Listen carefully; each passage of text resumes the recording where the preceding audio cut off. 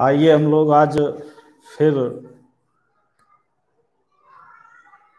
YouTube की अपनी इस क्लास में एक नया सेशन पढ़ने जा रहे हैं, इलेक्ट्रोमैग्नेटिक इंडक्शन। जैसा कि आप लोगों ने डिस्क्रिप्शन में देखा होगा, आज हम लोग इलेक्ट्रोमैग्नेटिक इंडक्शन पढ़ेंगे और उसमें जितने भी बारीकियां हैं, जो क्रिटिकल पॉइंट हैं, ठीक, जो लॉजिकल पॉइंट हैं, उनको सबको आसानी से समझेंगे। आइए बच्चों, फिर क्लास स्टार्ट करते हैं। सभी बच्चे, जितने बच्चे जो हैं जुड़ गए, ये सब क्लास सबके लिए फ्री है, इसको आप लोग शेयर कर सकते हैं,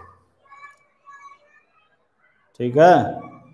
आज इसको आप शेयर करिए, जितना चाहो उतना शेयर करिए, ठीक। और वीडियो को लाइक जरूर करिए, और शेयर करने के साथ साथ जिन बच्चों तक ये वीडियो पहुंच रहा है वो चैनल को सब्सक्राइब जरूर कर लें। आइए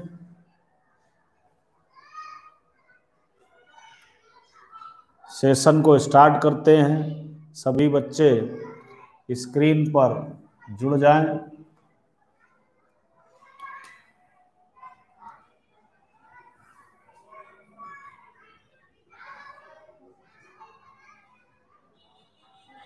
चलिए देखिए, यूनिट हमारी 6 है।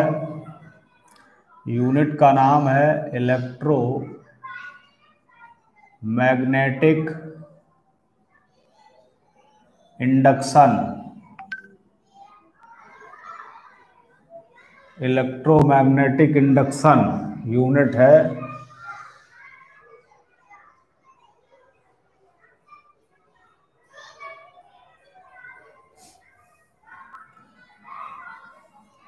हिंदी में इसको बोलते हैं विद्युत चुम्बकीय प्रेरण। हिंदी में बोलते हैं विद्युत चुम्बकीय प्रेरण।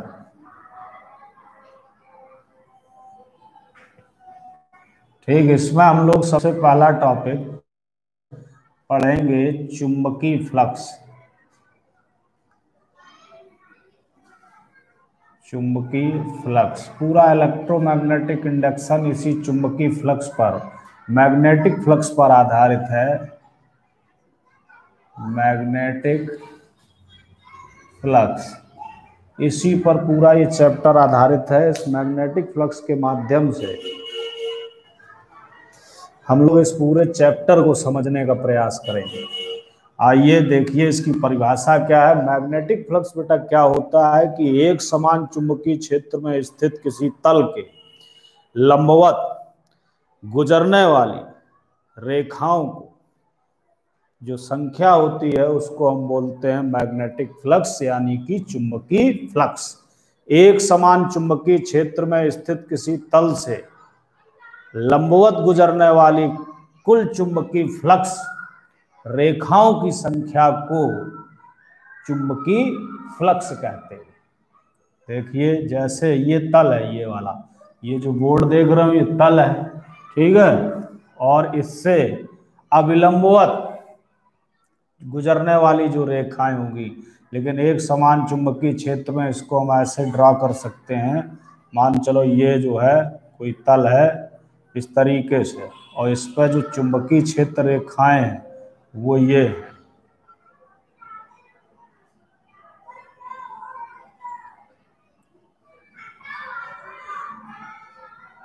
ये सॉरी चुंबकीय क्षेत्र है,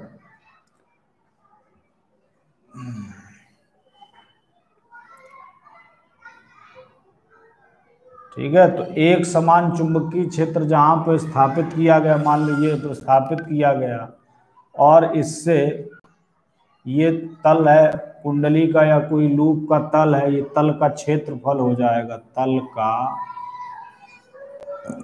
क्षेत्रफल, ठीक। तो एक समान चुंबकीय क्षेत्र में स्थित किसी तल के अविलंबवत गुजरने वाली कुल चुंबकीय फ्लक्स रेखाओं की संख्या को ठीक है, या कहते हैं कुल गुजरने वाली चुंबकीय रेखाओं की संख्या को चुंबकीय फ्लक्स कहते हैं। इसे फाई बी से प्रदर्शित करते हैं। चुंबकीय फ्लक्स बेटा क्या हो जाएगा, फाई बी। मैथमेटिकल डेफिनेशन जो इसकी आ जाएगी, मैथमेटिकल डेफिनेशन क्या होगी कि किसी एक समान चुंबकीय क्षेत्र में क्षेत्र के लंबवत स्थित किसी तल के पृष्ठ क्षेत्रफल तथा चुंबकीय प्रेरण का मतलब यहां पर चुंबकीय क्षेत्र से ही है, तथा चुंबकीय प्रेरण के गुणनफल को उस पृष्ठ से बद्ध चुंबकीय फ्लक्स कहते हैं, अर्थात फाई बराबर बी ए। किसी एक समान चुंबकीय क्षेत्र में स्थित किसी तल के पृष्ठ क्षेत्रफल तथा चुंबकीय प्रेरण के गुणनफल को उस पृष्ठ से बद्ध चुंबकीय फ्लक्स कहते हैं। इसे फाई बी से प्रदर्शित करते हैं, अर्थात phi B equal to B A हो जाएगा। ठीक है, यदि मान लो चुंबकीय क्षेत्र बी और तल का जो क्षेत्रफल है उसके बीच का कोण थीटा हो जाए, जैसे मान चलिए ये चुंबकीय क्षेत्र है, चुंबकीय क्षेत्र एक समान है, ये एक समान चुंबकीय क्षेत्र, और इसमें जो बेटा तल की स्थिति जो होगी, तल जो हो इससे थीटा कोण बना जाए, तो थीटा कोण बनाता हुआ अगर तल रखा होगा,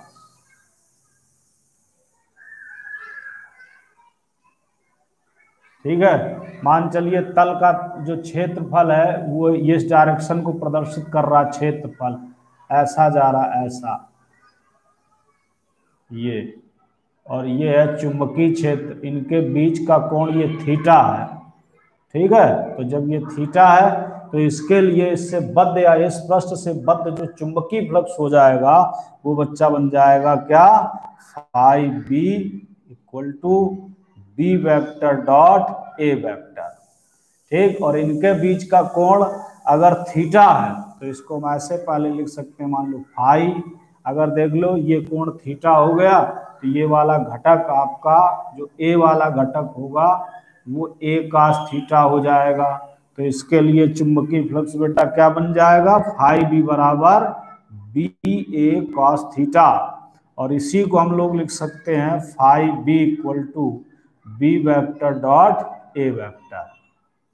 ठीक है, जो चुंबकीय फ्लक्स होता है या इसी को हम दूसरे फॉर्मेट में क्लोज इंटीग्रेशन ऐसे sorry phi B equal to close integration B vector dot D A vector.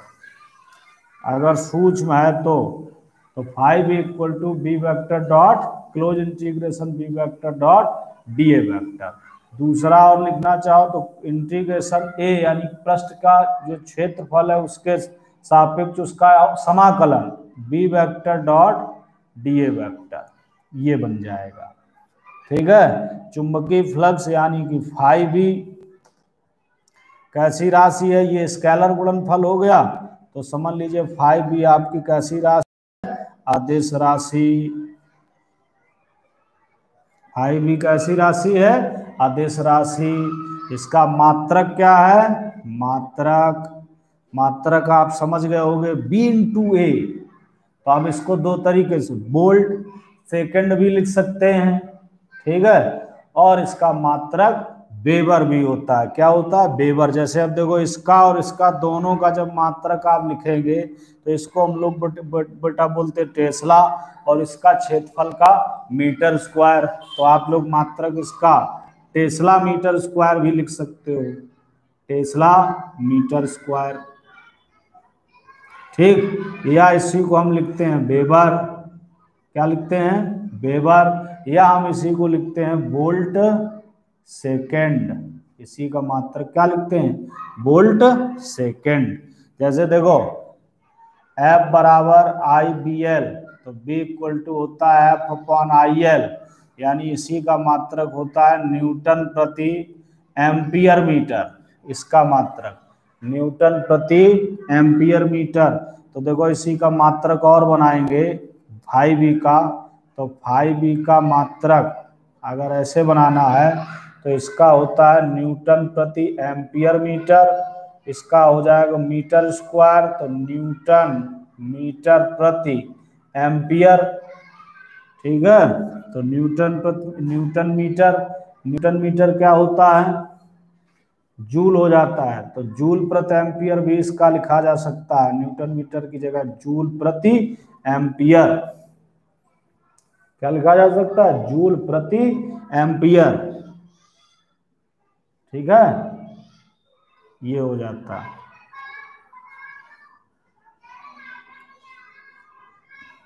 ये मात्रक होगा, नहीं तो इसका मात्रक आप लोग ये याद रखिए, क्या याद रखेंगे, वेबर। चुंबकीय फ्लक्स का एसआई मात्रक, ये सॉरी एसआई मात्रक होता है, एसआई मात्रक क्या होता है, वेबर होता है, एसआई मात्रक वेबर। और सीजीएस मात्रक होता है, सीजीएस मात्रक होता है मैक्सवेल, मैक्सवेल। सीजीएस मात्रक क्या होता है इसी का, मैक्सवेल। ठीक है, तो इसका याद रखिएगा, चुंबकीय फ्लक्स का मात्रक बेटा क्या बन जाएगा, वेबर हो जाएगा। ठीक, और या इसी को हम कह देते हैं मैक्सवेल, या इस तरीके से इसको न्यूटन मीटर प्रति एम्पियर, न्यूटन मीटर प्रति एम्पियर या जूल प्रति एम्पियर। ठीक है, नहीं तो इसको याद रखिए वेबर, या इसी को हम वोल्ट सेकंड बोल देते हैं, इसको हम विद्युत वाहक बल से निकालते हैं। ठीक है, ये सभी बच्चों को समझ में आ गया होगा। ये हो गया तुम्हारा चुंबकीय फ्लक्स। अब इसका हम अगर विमीय सूत्र बनाएं, तो विमीय सूत्र देखो, इसका चुंबकीय फ्लक्स का विमीय सूत्र, फाई बी का विमीय सूत्र, तो फाई बी का बेटा विमीय सूत्र क्या बन जाएगा, देखिए न्यूटन मीटर प्रति एम्पियर लिखा हुआ है, तो विमीय सूत्र क्या बनेगा, mL_T-2, और मीटर के लिए L बटे एम्पियर का एम्पियर ही। ठीक है, तो इसके लिए बन जाएगा mL/2T-2A-1, ये फाई बी का विमीय सूत्र हो गया, mL/2T-2A-1, ये फाई बी का विमीय सूत्र हो गया। ठीक, इसके बाद अब आगे इसमें बढ़ते हैं, सिलेबस को इसी में आगे बढ़ाते हैं। ये चुंबकीय फ्लक्स हो जाएगा, चुंबकीय फ्लक्स बहुत अच्छे से बच्चे ध्यान रखें। ठीक, अभी आगे जहां जरूरत होगी वहां पर भी इसको हम समझने का प्रयास करेंगे। इसके बाद हम लोग परिभाषा इसमें पढ़ेंगे कि विद्युत चुंबकीय प्रेरण क्या है, इलेक्ट्रोमैग्नेटिक इंडक्शन है क्या। तो इलेक्ट्रोमैग्नेटिक इंडक्शन क्या है बेटा, इसको हम लोग देखो समझेंगे, यानी कि विद्युत चुंबकीय प्रेरण है क्या, आखिर कौन सी ऐसी घटना है जिसको हम विद्युत चुंबकीय प्रेरण जिससे प्रदर्शित होता है, विद्युत चुंबकीय प्रेरण। तो विद्युत चुंबकीय प्रेरण क्या होता है कि जैसे हम चुंबकीय क्षेत्र में परिवर्तन करें, जैसे मान लो हम धारा के मान में परिवर्तन करें तो चुंबकीय क्षेत्र उत्पन्न हो जाता है, धारा प्रवाहित करें, धारा बंद करें, चुंबकीय क्षेत्र उत्पन्न हुआ। इसी तरीके से यदि हम चुंबकीय क्षेत्र के मान में परिवर्तन करें तो वैद्युत क्षेत्र उत्पन्न हो जाए, तो इस घटना को हम बोलते हैं बेटा विद्युत चुंबकीय प्रेरण। क्या बोलते हैं कि चुंबकीय क्षेत्र में परिवर्तन के कारण वैद्युत क्षेत्र उत्पन्न होने की घटना को विद्युत चुंबकीय प्रेरण कहते हैं। चुंबकीय क्षेत्र में समय के साथ या परिवर्तित चुंबकीय क्षेत्र के कारण वैद्युत क्षेत्र उत्पन्न होने की घटना को विद्युत चुंबकीय प्रेरण कहते हैं। इसी में अगली है परिभाषा, प्रेरित विद्युत वाहक बल, प्रेरित विद्युत वाहक बल। विद्युत चुंबकीय प्रेरण यानी कि आपने क्या किया कि B के मान में परिवर्तन किया, B के मान में परिवर्तन से इलेक्ट्रिक फील्ड यानी कि E का उत्पन्न होना, E का उत्पन्न होना ठीक है, ये क्या कहलाएगा? विद्युत चुंबकीय प्रेरण।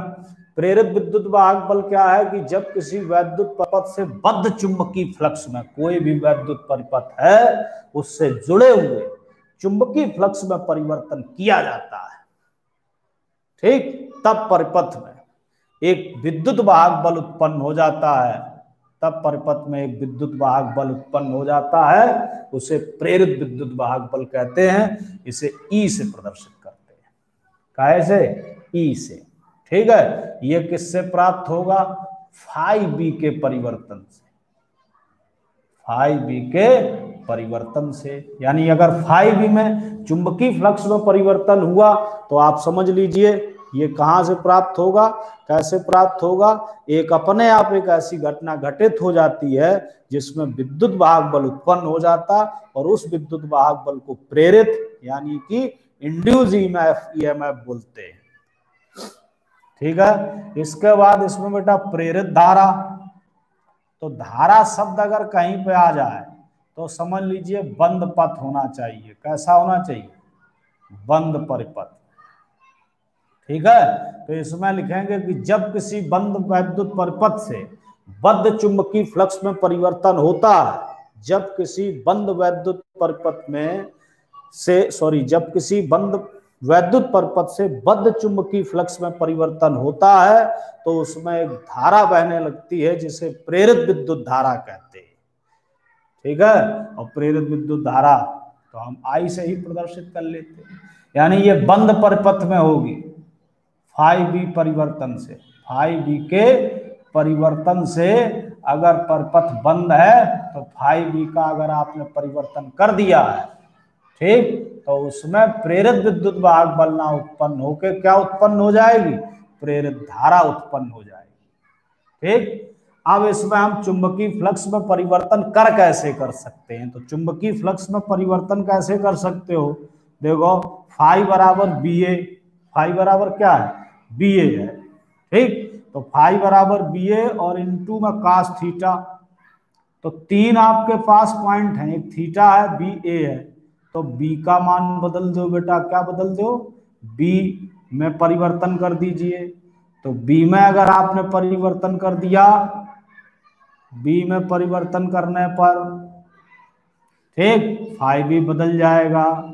दूसरा पॉइंट, ए में परिवर्तन करने पर कुंडली का क्षेत्रफल बदल दीजिए। ए में परिवर्तन करने पर, ठीक, फाई बी बदल जाएगा। थीटा में परिवर्तन करने पे यानी कुंडली को आप क्या करो? घुमा दीजिए। ठीक है,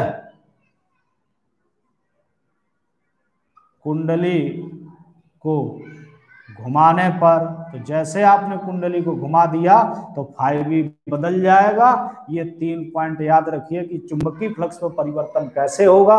वैद्युत चुंबकीय क्षेत्र में परिवर्तन कर दें, ठीक, कुंडली के क्षेत्रफल में परिवर्तन कर दें और कुंडली को यदि घुमा दें, ठीक, तो इस प्रकार से चुंबकीय फ्लक्स में परिवर्तन हो जाएगा बेटा। तो ये हम इस तरीके से चुंबकीय फ्लक्स में परिवर्तन देख सकते हैं। इसके बाद एक प्रसिद्ध वैज्ञानिक थे फैराडे। ठीक है, प्रसिद्ध वैज्ञानिक फैराडे। तो फैराडे ने नियम दिए, उनके 2 नियम हैं फैराडे के नियम।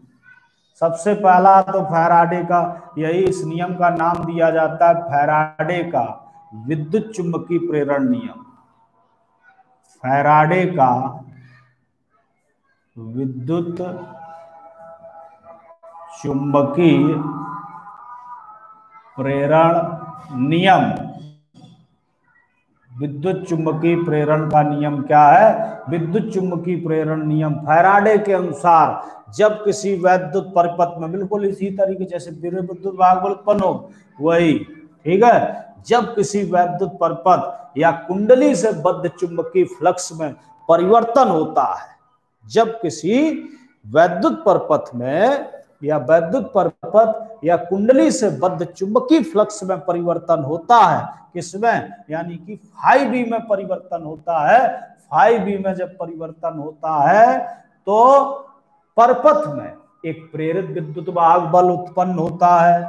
परिपथ में एक प्रेरित विद्युत वाहक बल उत्पन्न होता है जिसका परिमाण चुंबकीय फ्लक्स में या चुंबकीय फ्लक्स के परिवर्तन की ऋणात्मक दर के बराबर होता है। फैराडे का विद्युत चुंबकीय प्रेरण क्या नियम देखिए, यानी equal to minus d∅b upon dt या equal to minus delta phi B upon delta T.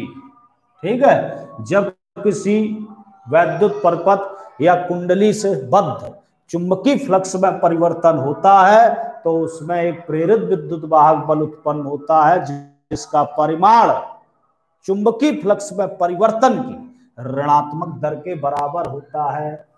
ठीक है, इसे न्यूमैन का नियम भी कहते हैं। ये जो है ये बताया गया, इसको हम क्या बोलते हैं, न्यूमैन का नियम। इसे न्यूमैन का नियम भी कहते हैं, याद रखिए, न्यूमैन का नियम भी कहते हैं। जैसे परीक्षा में पूछ दिया जाए न्यूमैन का नियम क्या है, तो किसी बंद परपथ में या किसी वैद्युत परपथ या कुंडली में चुंबकीय फ्लक्स में परिवर्तन के कारण एक प्रेरित विद्युत वाहक बल उत्पन्न होता है जिसका परिमाण चुंबकीय फ्लक्स में परिवर्तन की ऋणात्मक दर के बराबर होता है। इसे हम फैराडे का विद्युत चुंबकीय प्रेरण नियम कहते हैं और न्यूमैन का भी नियम कहते हैं। ठीक है, और इसका मात्रक जानते हो प्रेरित विद्युत वाहक बल का, तो मात्रक होता है वोल्ट विद्युत वाहक बल का, तो ये बन गया volt equal to minus d∅b upon dt। ठीक है, ये रिजल्ट आपका आ गया और इसी से हम लिख सकते हैं equal to minus d∅b upon dt, ये लिख सकते हैं। और सूक्ष्म है, सूक्ष्म समयांतराल है, जैसे मान लो चलो कंफ्यूजन हो रहे हो, ठीक है, तो आप ये लिख लीजिए पहले equal to minus d∅b upon dt। ठीक, अब अगर आपने डेल्टा t इंटेंस टू 0 मान रखा है यानी सूक्ष्म समयांतराल ले रखा है तो equal to minus d∅b upon dt। हम लोग अवकलन कैलकुलस मैथमेटिक्स में इसी का उपयोग करने वाले होते हैं, E बराबर माइनस d∅b अपॉन dt का। जहां पे हमें कैलकुलेशन करनी होती है, गणना करनी होती है, तो यही हम कैलकुलस मेथड का उपयोग करते हैं। ठीक है बच्चे, सभी इसको इतना समझ गए होंगे। इसके बाद अगले टॉपिक को देखते हैं। बताइए किसी कोई दिक्कत तो नहीं?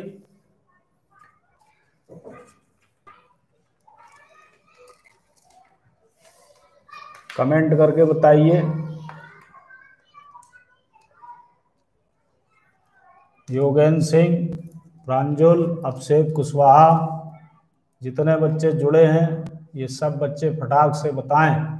सचिन कुशवाहा, शुभम यादव, इसको समझ गए?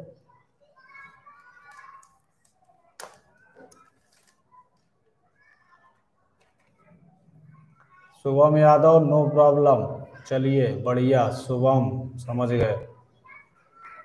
अमित सप्ताह क्लियर हो गया। ये फैराडे का विद्युत चुंबकीय प्रेरण नियम है। ठीक है, अगर कह दिया जाए फैराडे ने विद्युत चुंबकीय प्रेरण के कितने नियम दिए थे तो आप कह दीजिए 2 नियम दिए थे। ठीक, दूसरा नियम वैसे कहा जाता है लेंज का नियम। किसका नियम? लेंज का नियम। लेंज के नियम में भी यानी किसी विद्युत वाहक बल की प्रेरित विद्युत वाहक बल की डायरेक्शन पूछ। अब इसी में देखो इसका और आगे मान लिख सकते हैं। आइए कि मान चलो अभी परपथ ना लेके आपने कुंडली ले ली और कुंडली में n फेरे कर दिए। कुंडली में क्या कर दिया? n फेरे कर दिए। तो जब कुंडली में आपने n फेरे किए हैं तो उसके लिए हम ये मान आपका लिख सकते हैं equal to minus n delta phi B upon delta T. क्या लिख सकते हैं बेटा? E minus n delta phi B upon delta T, या इसी को हम लिख सकते हैं minus delta n phi B upon delta T. और यदि डेल्टा टी इंटेंस टू 0 है, डेल्टा टी इंटेंस टू 0 है, तो यही रिजल्ट आप लिख सकते हो, या equal to minus n d∅b upon dt। ये याद रखिए, माइनस n ये और ये, ऐसे भी आप लिख सकते हो, लेकिन ये 2 रिजल्ट में से ये रिजल्ट याद रखिए, equal to minus n d∅b upon dt। अगर फेरों की संख्या n है तो कुंडली अगर बनी है तो कुंडली में फेरों की संख्या n है तो equal to minus N D phi B upon D T हो जाएगा। ठीक है, इसी से हम ये जो इसमें हम n ये यहाँ पे ऐसा लिख दिया, ये आगे जब हम प्रेरण की घटनाएं पढ़ेंगे तो n इंटू फाइव ही जो है, ठीक, ये कुंडली में फ्लक्स ग्रंथिकाओं की संख्या कहलाएगी। n फाइव ही जो है कुंडली में फ्लक्स ग्रंथिकाओं की संख्या, फ्लक्स ग्रंथिकाओं की संख्या n फाइव ही क्या कहलाएगा, फ्लक्स ग्रंथिकाओं की संख्या n into phi B, n into phi B क्या है, कुंडली में फ्लक्स ग्रंथिकाओं की संख्या, कुंडली में flux ग्रंथिकाओं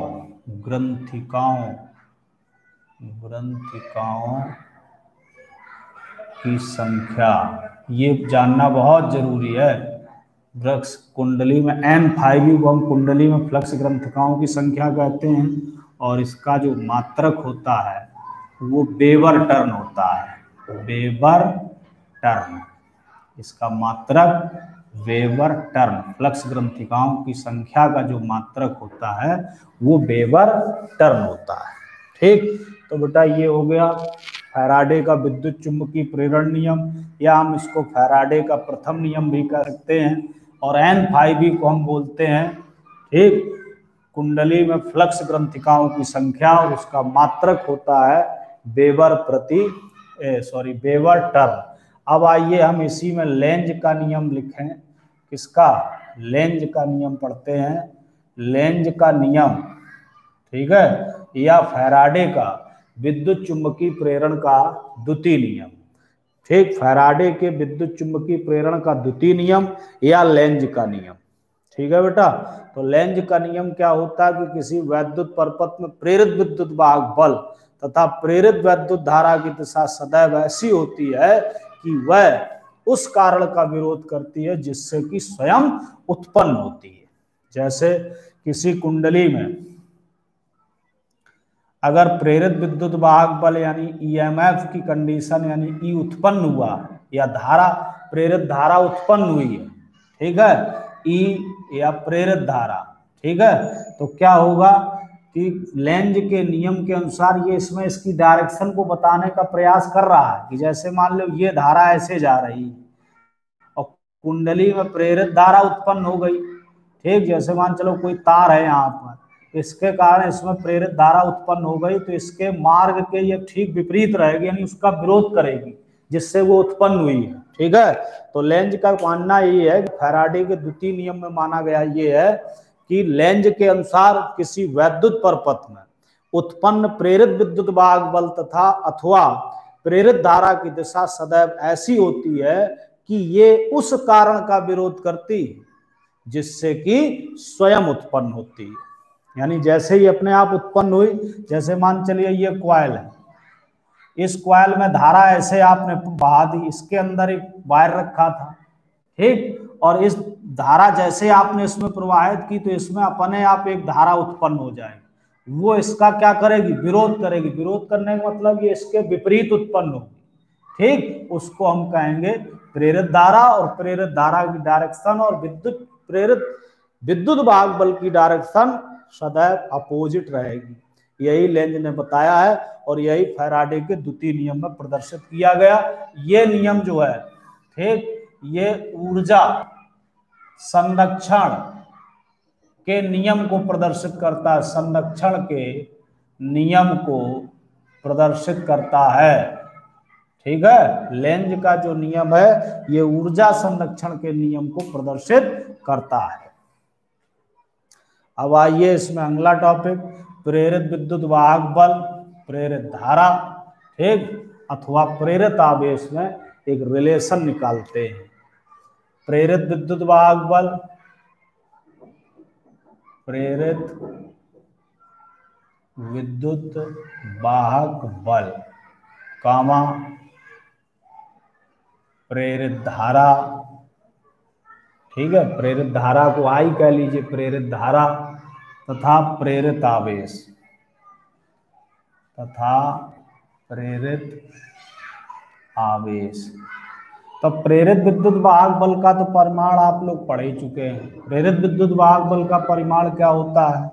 equal to minus N D phi E upon D T होता है, ठीक। और इसी का अगर हम परिमाण लिखें, परिमाण प्रेरित विद्युत वाहक बल का परिमाण, तो जब बेटा इसका परिमाण लिखेंगे तो इक्वल टू एन, परिमाण मॉड में लिख दिया जाता है, ठीक है, N D phi E upon D T हो जाएगा, ठीक। इसको एम ई ऐसे भी लिख सकते हो, परिमाण कह दिया है तो ऐसे लिख दीजिए, नहीं तो ऐसे लिख दीजिए, N D phi E upon D T. इसका मात्रक क्या होगा? वोल्ट हो जाएगा, ठीक। प्रेरित धारा परिभाषा क्या, प्रेरित धारा का सूत्र क्या बनेगा? प्रेरित धारा equal to I equal to E upon R. तो प्रेरित धारा ई की जगह पर N D phi E upon D T और पूरे के बटे आर लिखा गया, तो ये बन गया capital N upon R into D phi E upon D T. ये किसके बराबर हो गया? आई के बराबर। ये प्रेरित धारा हो गई, इसका मात्रक हो गया एम्पियर।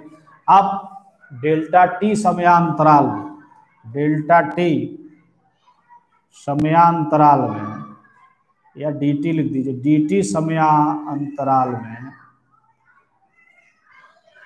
आवेश अगर निकालें तो प्रेरित आवेश Q इक्वल टू हो जाएगा I इंटू डी टी। आई का मान है n upon R D phi E upon D T into D T. तो ये बन जाएगा बेटा, डी टी से डी टी कैंसिल हो गया, तो Q इक्वल टू आपका मान आ जाएगा n into D phi E upon R, ठीक है।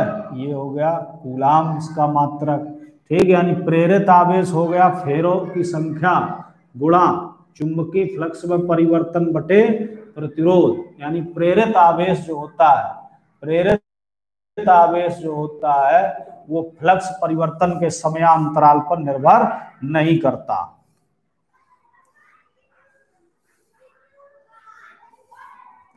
अर्थात प्रेरित आवेश फ्लक्स परिवर्तन के समयांतराल पर निर्भर नहीं करता, ठीक है। ये क्यों नहीं करता? अब ये चाहे आप फ्लक्स चाहे जितने समय में आप परिवर्तित कीजिए, ठीक, तो समय से इस पर किसी प्रकार का कोई इफेक्ट नहीं पड़ेगा। ये समयांतराल पर इसकी किसी प्रकार की कोई निर्भरता नहीं होगी, ठीक है। तो ये हो गया। इसके बाद आइए टॉपिक और ले लेते हैं, अच्छा टॉपिक है, गतिक विद्युत वाहक बल निकालते हैं। यानी कि जब कोई कण या आवेश गति करेगा या कुछ किसी में परिवर्तन किया जाएगा, ठीक, तो डायनामिक विद्युत वाहक बल क्या होगा? गतिक विद्युत वाहक बल। गतिक विद्युत वाहक बल की परिभाषा क्या होती है? गतिक विद्युत वाहक बल की परिभाषा क्या होगी? यानी चालक की गति के कारण, अगर चालक गति कर रहा है, ठीक, तो उसके कारण उत्पन्न प्रेरित विद्युत वाहक बल को गतिक विद्युत वाहक बल कहते हैं। यानी किसके कारण उत्पन्न हो? गति के कारण, चालक की गति के कारण। यानी कि जैसे कोई चालक चलाया जा रहा है, चालक की गति के कारण उत्पन्न प्रेरित विद्युत वाहक बल को गतिक विद्युत वाहक बल कहते हैं। चालक की गति के कारण उत्पन्न प्रेरित विद्युत वाहक बल को गतिक विद्युत वाहक बल कहते हैं, ठीक। इसी से हम लोग एक निकालेंगे लॉरेंज बल के आधार पर, ठीक है, या चुंबकीय बल के आधार पर विद्युत चुंबकीय प्रेरण की व्याख्या या फैराडे के नियम की उत्पत्ति। अब हम लोग फैराडे के नियम की उत्पत्ति करेंगे। फैराडे के नियम की उत्पत्ति, आइए इंपॉर्टेंट टॉपिक है, फैराडे के नियम की उत्पत्ति करते हैं। देखिए, माना स्मॉल एल लंबाई का एक चालक छड़, ठीक है, कोई मान लीजिए स्मॉल एल लंबाई के एक चालक छड़ है, ठीक, वो एक यू आकार के, यानी ऐसे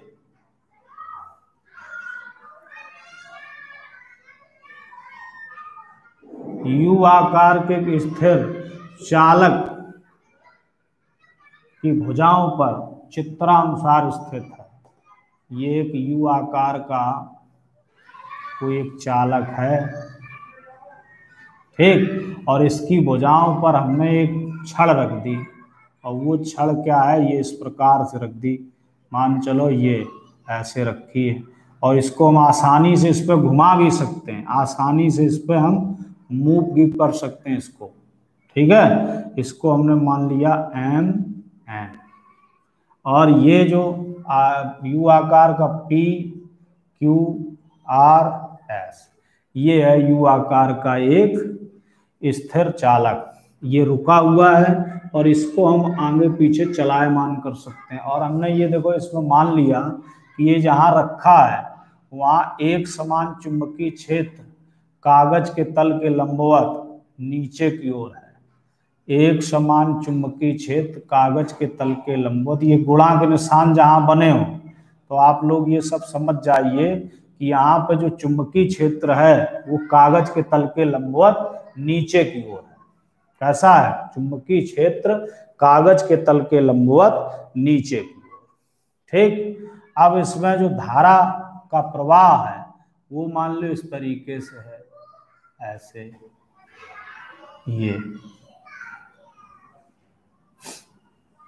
ये जा रही है, ठीक है। तो जब ये जाएगी तो बेटा इसमें धारा कहाँ, ऐसे ऊपर चली जाएगी, ये ऐसे होगी, तभी तो ये चक्र बनाएगा। ये जो आई है ये इधर इसमें ऐसे जा रही है, तो इसमें जब देखेंगे तो ये ऊपर की ओर जाने लगेगी। तो इसमें क्या है कि इसके अंदर जो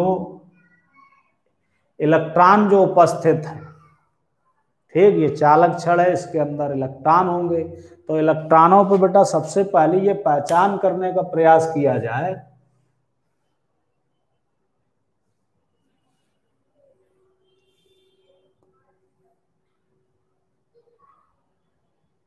किसी को सब ओके चल रहा है बेटा, सभी, किसी को कोई दिक्कत तो नहीं? बताओ बेटा, शशांक और जितने भी बच्चे जुड़े हुए हैं, किसी को कोई समस्या तो नहीं है? बोलिए बच्चे।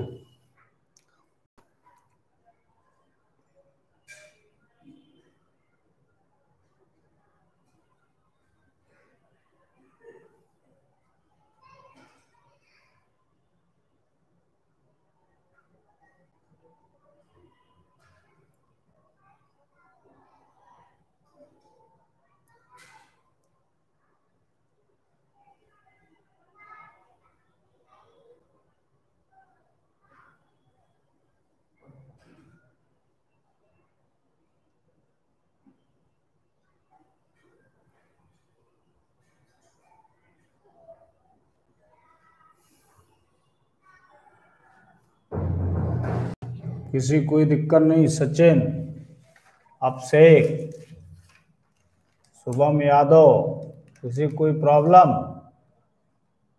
अभिषेक कुशवाहा, चलिए कोई प्रॉब्लम नहीं, बढ़िया। अब देखिए बेटा, आइए अब देखो, ये धारा इसमें हम ऐसे प्रवाहित कर रहे हैं, ठीक है।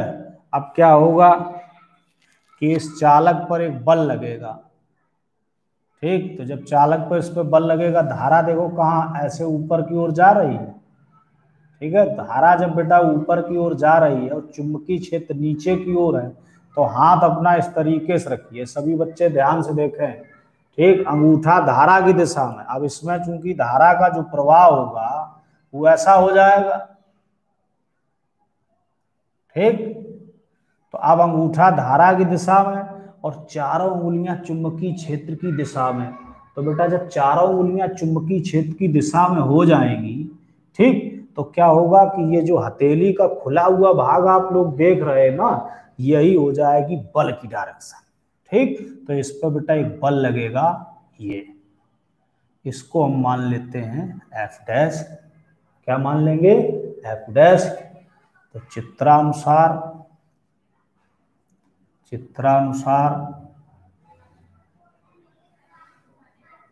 चालक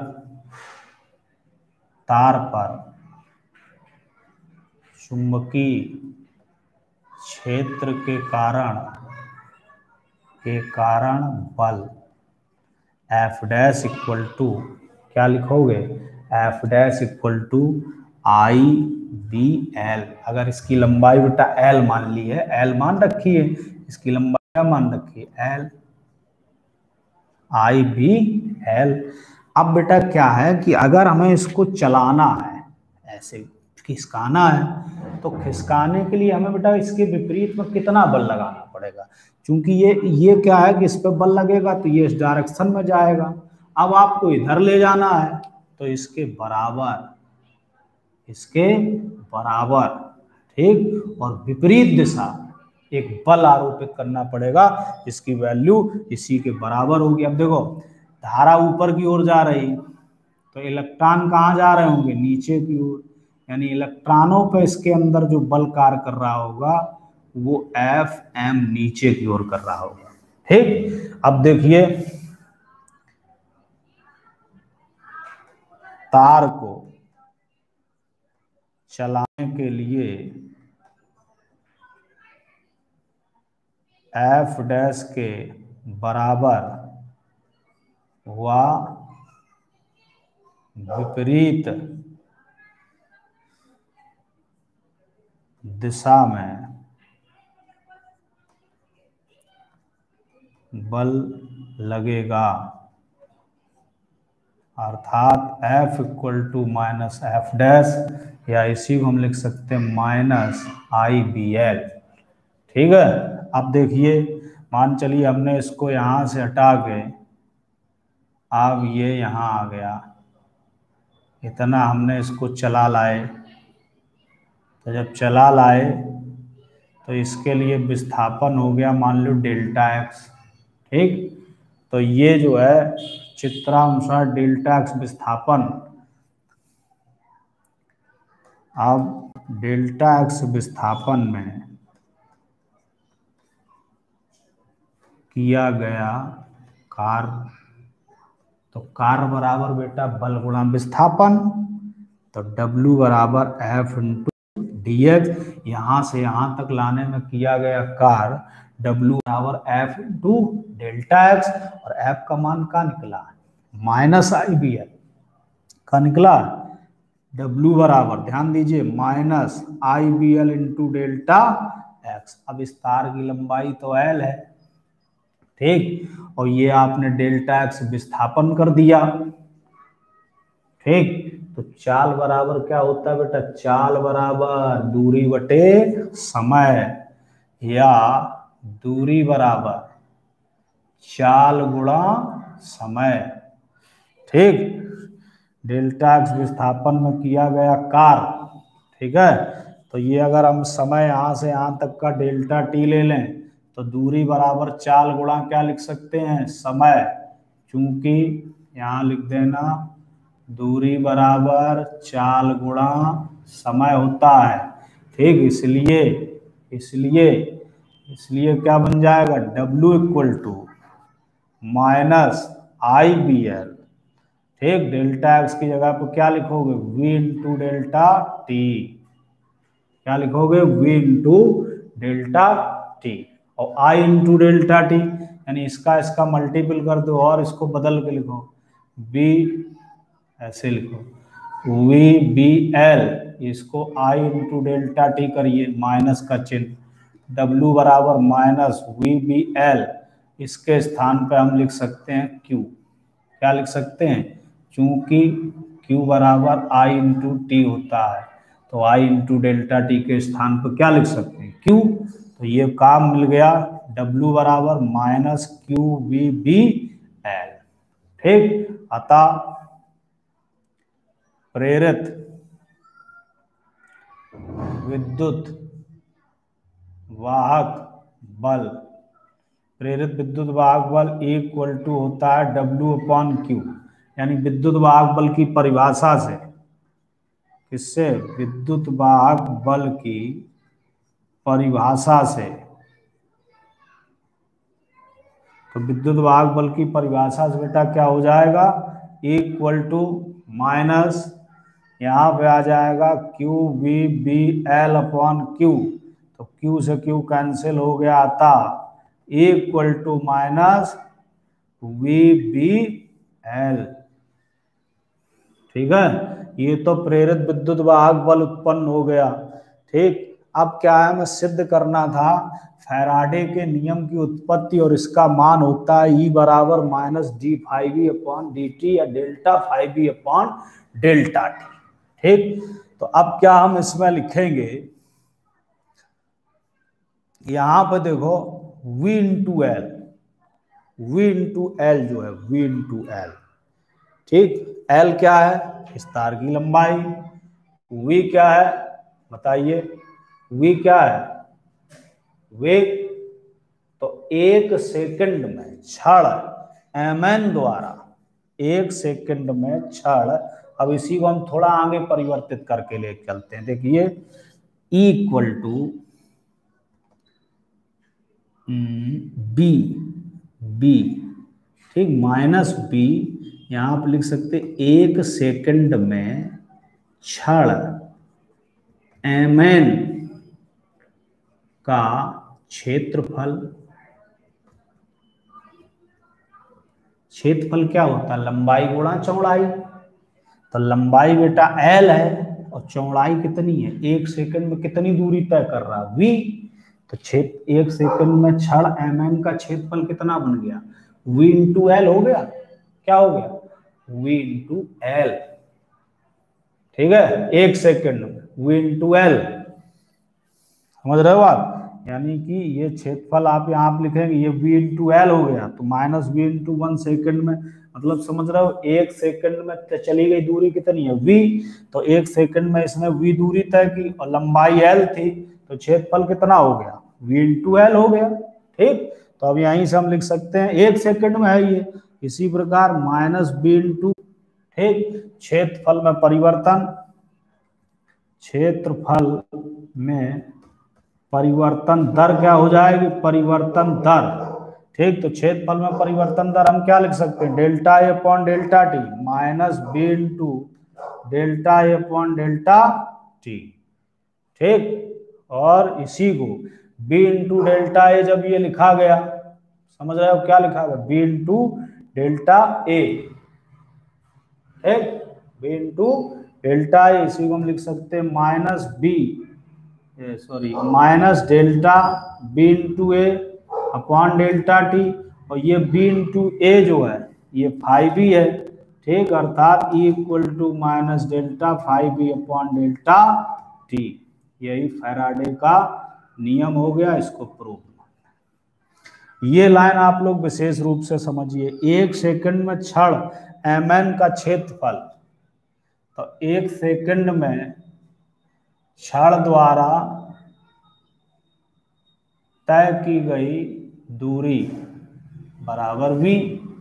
ठीक है, तो ये हो गई चौड़ाई, तो क्षेत्रफल क्या लिख सकते हैं, A बराबर V/L, और यही अगर हमें ΔT में निकालना हो तो ΔA/ΔT इक्वल टू V/L/ΔT। ठीक है, तो ये उसके स्थान पे ये पुटअप किया गया, अर्थात इक्वल टू माइनस ΔΦB/ΔT, यही आपका क्या है, ठीक है, फैराडे का द्वितीय नियम है। अब यहीं से अगर हम गतिज विद्युत वाहक बल को, जो ये लिखा गया, जो ये गतिज विद्युत वाहक बल है, इसको हम प्रेरित विभवांतर भी कहते हैं, प्रेरित विभवांतर, क्या बोलते हैं, प्रेरित विभवांतर इक्वल टू माइनस VBL। ठीक है, तो प्रेरित विभवांतर जब इसका हम परिमाण लिखेंगे बेटा, ये ध्यान रखिए परिमाण, ठीक है, तो मॉड इक्वल टू VBL, प्रेरित विभवांतर है तो यही V हो जाएगा, यानी V इक्वल टू VBBL, जब विभवांतर लिखना है। ठीक, और यदि ये कोण थीटा चुंबकीय क्षेत्र के साथ अगर थीटा कोण बनाती हुई छड़ रखी हो, चुंबकीय क्षेत्र के साथ यदि ये छड़ थीटा कोण बना रही हो, क्या बना रही हो, थीटा कोण, तब प्रेरित विद्युत वाहक बल या गतिक विद्युत वाहक बल sorry E equal to VBL sine theta हो जाएगा, VBL साइन थीटा बन जाएगा। ये सूत्र बहुत इंपॉर्टेंट हैं, इनको याद रखिए, इन पर सवाल बनते हैं। ठीक है, ये फार्मूला बहुत ईमानदारी से याद करिए, इन पे सवाल बनेंगे। ठीक, तो ये रहा आपका फैराडे का नियम, या यहीं पे ये डेरिवेशन भी हो सकता है, इसी को आप लोग यहाँ लिख सकते हैं, प्रेरित विद्युत वाहक बल सॉरी गतिक विद्युत वाहक बल, गतिक विद्युत वाहक बल।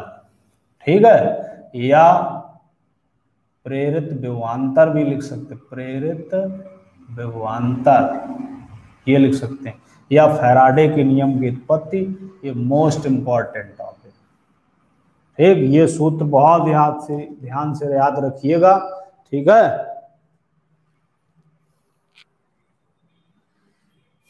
चलिए फिर सेशन यहीं समाप्त करते हैं। कल हम लोग विद्युत चुम्बकीय प्रेरण की घटनाएं अगले टॉपिक पर पढ़ेंगे। फिर मिलते हैं इसी समय। ठीक, सभी बच्चे